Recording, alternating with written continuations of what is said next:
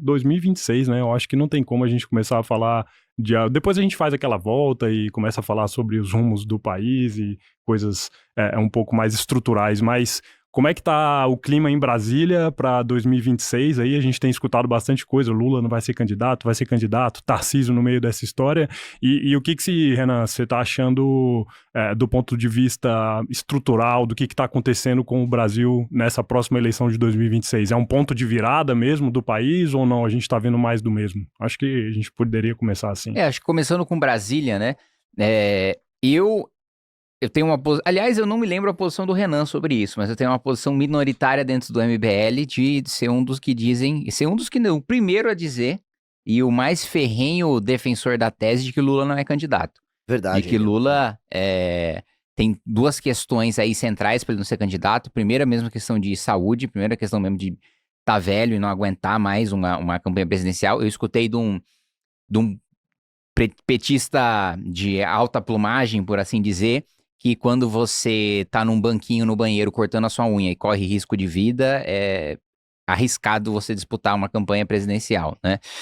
Falando sobre o Lula. E o outro aspecto é dele não arriscar de agora. Ele tá mais preocupado com a biografia, de como ele vai fechar a história dele, do que com o poder, né?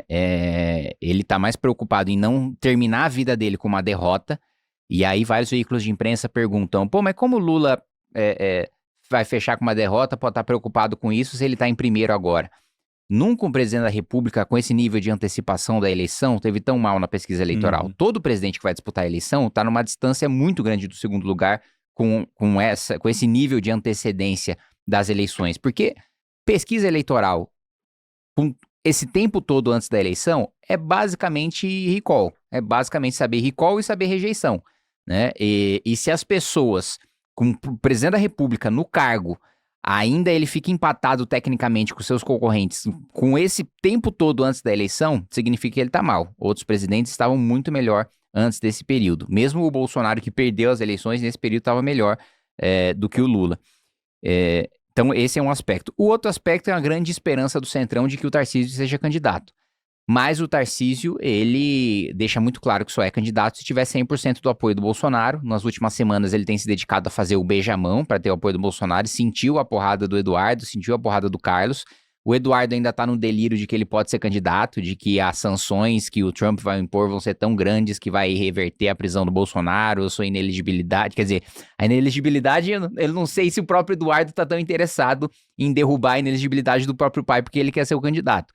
Mas de reverter o cenário a ponto dele poder voltar para o Brasil, disputar a eleição e ser o candidato à presidência da República, ele está nesse delírio, e o Centrão na esperança de que o Tarcísio seja candidato, porque ele seria o sujeito que teria a maior concordância em fazer a acomodação de cargos e de emendas que o Centrão quer. Que é até que eu costumo dizer que o maior prejuízo político para o país numa candidatura do Tarcísio é ele já sai nas eleições com uma coligação com o PP, com União, com republicanos, com o PL, enfim, com partidos de presidência do Centrão, e se vence a presidência da República, ele já entra com um boleto gigantesco antes de mandar o primeiro projeto, né? No primeiro ano de mandato, os presidentes da República costumam ser muito poderosos, porque acabaram de sair populares das urnas e porque o Congresso está desorganizado.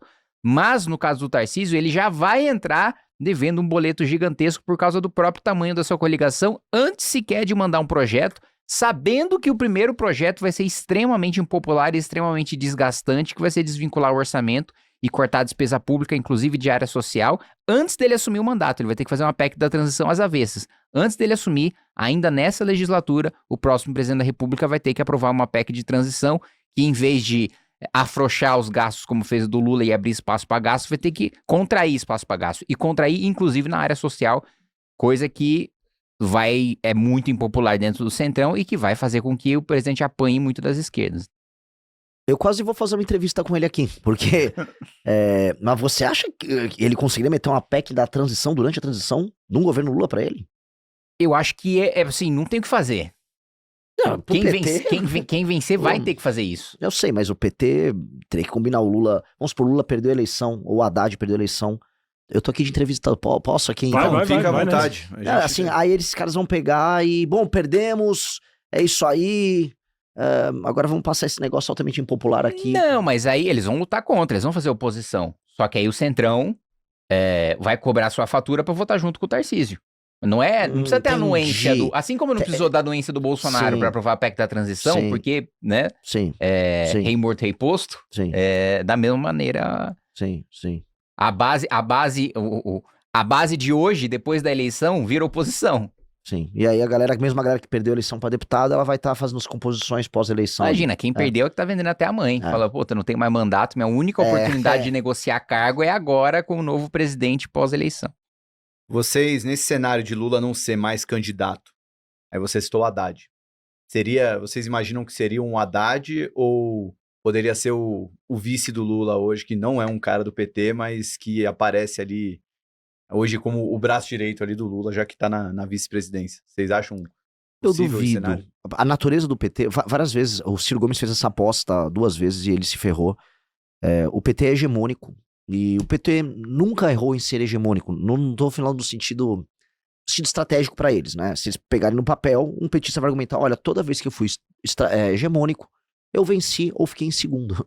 E toda vez que vocês propuseram outros nomes, esses outros nomes nunca conseguiram chegar em segundo. Então, não tá errada a estratégia na cabeça deles e na prática não há motivos pra alterar. O que eles não conseguem fazer é a dinâmica da sucessão interna de ter um nome que consiga cativar um eleitorado petista sem depender do Lula. Nesse jogo, como ficaria o Alckmin?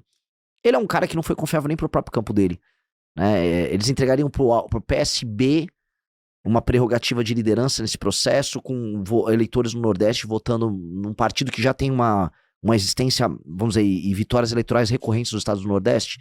Não me parece inteligente. A relação do PSB com o PT, por exemplo, em Pernambuco, ela é, no mínimo, conturbada. Então, quando a gente vai olhando ponto a ponto, não faz sentido nem para a sobrevivência futura do PT passar para um cara como o Alckmin. Mas eles fizeram uns testes com o Alckmin, nessa coisa das negociações com o Lutnick, toda aquela discussão com o governo americano. Em uma semana eles falaram: vamos fazer um teste Alckmin.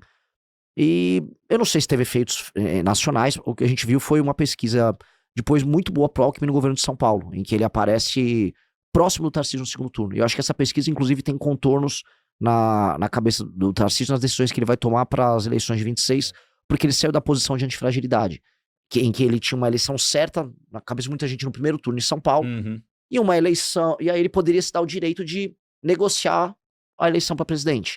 Agora ele olha e tem um Alckmin fustigando a base dele em São Paulo, e uma eleição conturbada do presidente. Então, o Tarcísio saiu de uma situação de conforto para uma situação de alto risco. E eu acho que esse é o tom do negócio. Eu acho que muita gente acompanha você, muita gente de mercado, e eu comecei a falar assim, toda vez que eu ia em locais de mercado, a galera quer muito saber o cenário das próximas eleições e quer saber o candidato que andaria com as reformas, se ele tem chance de ganhar. Porque isso faz preço, isso é importante para ter previsibilidade. Hoje é um momento de alto risco, porque não dá para saber assim, o que o Tarcísio quer, dado que o Tarcísio mesmo está com medo e todas as opções que ele tem deixando de ser opções certas e passando a ser opções incertas. Hoje dá pra falar que tem disputa pro governo de São Paulo, e hoje dá pra falar que ele mesmo não sabe como manter o equilíbrio instável entre a opinião da família Bolsonaro com risco de vida, né? Comenta-se muito assim, ele tá muito mal fisicamente, com o filho dele louco nos Estados Unidos, com o Ratinho comendo pelas beiradas, tentando ser esse candidato de coalizão, e olhando pra São Paulo e vendo, pô, o Alckmin tá no segundo turno 5 pontos atrás de mim. Como assim? Calma, não é? Isso assustou muito. Então acho que esse é um cenário novo, e esse é um cenário que acho que a galera do mercado não gostaria de ouvir, assim, é instável. Em cima disso, Renan, aí conectando muito com o que a gente já fez aqui nesses meses, né, Josu? Nesse ano de 2025, a gente recebeu o Romeu Zema aqui, o Eduardo Leite, a gente foi até Porto Alegre fazer uma entrevista com ele, e o Ratinho Júnior também veio aqui. Tarcísio não veio, mas, bom, ele já tem falado muito, já é até tido, na Faria Lima, chamam de Tarcísio Trade, o trade eleitoral, que seria uma eventual vitória do Tarcísio, mas escolher o Tarcísio como alternativa ao PT. Mas desses 3 nomes, principalmente, o que a gente percebe? Os 3 devem sair candidatos ano que vem, os 3 representam uma direita, eu vou colocar entre aspas, porque esse é um termo muito subjetivo, depende para quem está ouvindo, mas os 3 se colocam como uma alternativa ao PT, que vão fazer suas campanhas separadas, mas em algum momento eles vão se unir, seja num segundo turno, seja até no meio da campanha, mas enfim, aquele separados para depois se unirem. Você é candidato ou já está em vias de ser candidato à presidência em 2026. Como é que você se coloca nessa corrida aí? Você tá mais do lado desses governadores? Você tá uma subdivisão ali dentro? Enfim, como é que é o personagem Renan Santos nessa corrida eleitoral de 2026? Quando a gente olha esse jogo, eu não cravaria que tanto o Zema quanto o Ratinho seriam candidatos. O Ratinho, com certeza, no cenário com o Tarcísio, ele não será candidato. O PSD com certeza estaria junto com o Tarcísio. Isso é a palavra do próprio Kassab, e estrategicamente falando não tem sentido. Pro Zema, dado que o eleitor do Novo, né, eu sempre falo, o Partido Novo, ele é o PCdoB, o que o PSDB é pro PT, o Novo é pro PL. Ele é um satélite que depende da estratégia macro, dado que o eleitor dele, no fundo, é um eleitor bolsonarista. Você ainda tem um resquício de um eleitor de, vamos dizer, classe média alta, com uma boa formação, que gosta do Novo, mas isso foi passando. Ele fez uma opção, e essa opção faz com que o eleitor dele, na eleição, cobre, como rolou um pouco em 2018, cobre dos deputados do Novo um apoio ao Tarcísio direto no primeiro turno. O Zema ficaria numa posição estranha perante o eleitorado, porque o Novo não construiu essa identidade. Então, seria bom para a marca do Novo, eu falando aqui como um consultor deles, que eles tivessem um candidato a presidente da República para fazer deputados. Mas eles não construíram identidade. Logo, o próprio eleitor deles, que eles ativaram nos últimos anos, basicamente a principal pauta dos deputados do Novo e do Partido Novo foi anistia, que é a pauta dos bolsonaristas. Eles vão falar, tá bom, até voto no teu deputado, mas meu presidente é do PL, então eu acho que eu vou votar no cara do PL. Tira a candidatura, então é uma candidatura que acabaria não fazendo sentido. Nesse sentido, talvez pro Novo, o ideal é ser parte dessa coalizão, que eu acho que eu imagino que eles estão fazendo, num cenário com o Tarcísio, e aí o Zema negociar um ministério, participar da campanha já como parte disso, porque o desenho, e isso era uma das demandas originais do Tarcísio para a formação desse bloco, era de ter o menor número de candidatos possíveis no primeiro turno. Ele já chegar com um clima de segundo turno. Você fala, já vamos matar essa bagaça no primeiro turno. E aí, nesse sentido, a gente entra como um grupo completamente fora do combinado. Porque existe esse combinado, existe um acordo entre os governadores, existe uma discussão grande, existe uma costura fina que vem sendo feita há alguns anos pelo Ciro Nogueira e pelo Rueda, que acho que ele não está mais agora nessas conversas, né? E esses caras foram costurando, desenhando, e a questão Estados Unidos, a questão Trump, somada a essas vicissitudes internas agora, dessas votações de anistia, clima eleitoral, isso começa a mudar. E eu acho que a coisa voltou para um grau de instabilidade. Se o Tarcísio não for candidato, aí sim a gente pode falar que faz sentido vários deles serem candidatos. E desses governadores, o único que eu acho que seria candidato em praticamente todos os cenários seria o Caiado. Eu acho que esqueci de citar o Caiado. Ele sairia do União Brasil. Que ainda não veio aqui. Não veio aqui, verdade. Ele sairia do União Brasil, acho que ele ia pra um PRD da vida. E ele tentaria o canto do cisne da carreira dele. E ele tá com alguns argumentos, né, bem marketáveis, assim, de o Brasil que vocês sonham viver é o Goiás, tem segurança, melhor educação, economia. Então ele tá com slogans ali. Lembrei de falar que faliu as empresas de blindagem de carro lá. Eu vi já. E ele... assim, ele tem... Eu acho que ele... Até esqueci dele, mas ele tem 2 pontos aí, né? Primeiro que ele não representa a nova política, até pela idade, né? Nossa primeira eleição ele estava concorrendo, né? Mas ele, nos eventos, que tivemos vários eventos no mercado financeiro reunindo esses governadores, dá pra ver como ele cativa a plateia até mais do que os outros. Sim. Então ele tem um discurso ali, ele tá bem alinhado ali com o eleitorado ali, pelo menos no mercado financeiro. Eu falei na Jovem Pan, desses candidatos a presidente, que são governadores e tal, ele é o melhor. Mesmo sendo mais velho. Ele tem uma personalidade mais forte, ele tem uma oratória melhor. A oratória dos demais, assim, é débil. O Tarcísio, coitado, falando em público dá dó. O Zema também. A participação dele naquela reunião sobre a PEC da segurança pública lá foi... Ele realmente falou grosso, né? Subiu o tom mesmo e numa oratória boa, né? Falando de uma forma bem contundente, apresentando argumentos e tal. Foi interessante de ver. Ele, no caso, ele seria o adversário mais interessante pra gente. Mas a gente conhece bem o Caiado. Conhece o Caiado de outros carnavais, no impeachment. Ele não é esse brabão todo. Vive de cálculo, medroso. Eu sei como ele amarelou pro Bolsonaro no período da pandemia, sendo médico. Então, ele não é esse brabão todo, mas ele é melhor do que os demais. Isso dá pra falar. Inclusive, eu acho que foi um governador, por mais que ele tenha pego condições mais fáceis em Goiás do que os demais, ele foi um governador mais marcante ali pro eleitorado dele.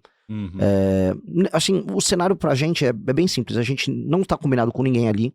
Diferente de todos esses caras, a gente tem um eleitorado próprio. A gente tem um discurso próprio. E a gente adotou um caminho que é o Caminho da Independência, que cobrou um preço muito caro. A gente quase fechou o Movimento Brasil Livre em 2020, com operação policial tocada por gente governista contra a gente. O nosso próprio eleitor não compreendendo o que a gente estava fazendo. Mas esse caminho da construção, do discurso próprio, da marca própria e do público próprio, ele está agora começando a recompensar. Então a gente tem a militância mais interessante hoje, em termos de rede social do Brasil, um grupo que só cresce, jovens muito inteligentes trabalhando conosco. Então a gente está começando a ser aquele grupo que está pegando os famosos early adopters de algo novo. Hoje essas pessoas estão vindo para cá. Uhum. Então a gente pode ir para uma eleição e ter uma candidatura a presidente que vai falar as coisas que a gente vai falar, e sem precisar ter medo de, não, mas o meu eleitor vai votar no Tarcísio. Você quer votar no Tarcísio? Vota aí, não tô nem ligando. Mas o nosso caminho é o nosso caminho. E isso vai muito na linha, por exemplo, do que foi o mandato do Kim nesses últimos anos.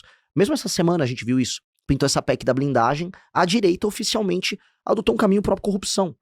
Aí o Kim fez o discurso certo, fez o voto certo e apanha. Mas hoje a gente já vê quem apanha. A gente já tá apanhando uma parte do Brasil que se engaja em redes sociais, que acompanha quase como futebol, mas é muito simplista. Então, vem o argumento do Nicolas, nós tem que votar aí pra proteger da STF. Aí a pessoa manda uma oração, muito obrigado, nosso Senhor Jesus Cristo está com você. Beleza, ele faz um abuso intelectual sobre essa pessoa, como um pastor evangélico inescrupuloso vai fazer também. Agora, uma pessoa, um cara de classe média com um mínimo de entendimento da realidade, tá vindo no argumento nosso, no argumento do Guto, no argumento do Kim. Então, como não existe fenômeno político, isso em lugar nenhum, que começa de baixo pra cima, é sempre de cima pra baixo, no sentido de, vamos começar com o capital humano de qualidade, aí depois a gente se torna popular. E não o contrário, começar popular e depois buscar o capital humano de qualidade. Enquanto eles estão vindo daqui e girando em falso em cima, vamos dizer, dos lamentos e das dores desse público que eles ficam cativando, a gente tá convencendo os melhores. E aí, descendo de cima pra baixo, haverá um momento de ser popular. Que é isso, há um momento na vida de ser minoritário, e há um momento de ser popular, é igual uma banda. Tem um momento que você vai ser underground, tem um momento que você vai tocar no festival. A gente tem que viver o momento do underground. Esses caras não querem viver. Esses caras já querem tocar na Globo amanhã. Não tô disposto a tocar na Globo amanhã. A nossa candidatura é a candidatura que a banda do underground vai chegar no festival e vai assustar muita gente. Gostou do vídeo? Para mais vídeos como esse, se inscreva no canal Inevitável Cortes. Deixe o like, comente abaixo o que achou, vire membro do canal por apenas R$ 3,99 e tenha acesso a benefícios exclusivos. Te vejo no próximo vídeo.